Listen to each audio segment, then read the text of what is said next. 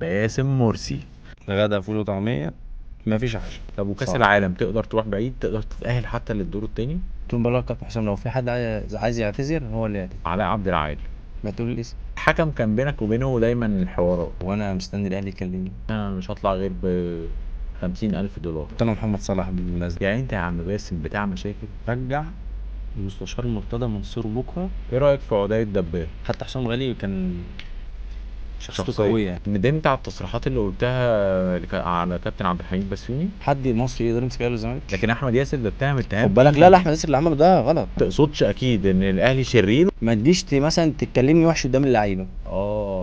يعني لخبطه. اتحايلت على المستشار مرتضى منصور عشان يمشي. اسامه نبيه كان ماسك منتخب مصر. صالح برضو حبيبي. ايه رايك في انتقال زيزو للاهلي؟ عمرو دياب بيلبس مش عارفه ايه انت في قاره الكوره ده عندك صحاب من جوه القاره؟ اللي صالح مر يجي بره الكوره اصعب من الكوره بكتير. انت عارف اول حاجه في الرياضه جنة الزمالك علمها لنا ايه؟ انت حقيقي من اول ما ابتديت لحد النهارده. وانا مسؤول على الكلام اللي بقوله، خد بالك.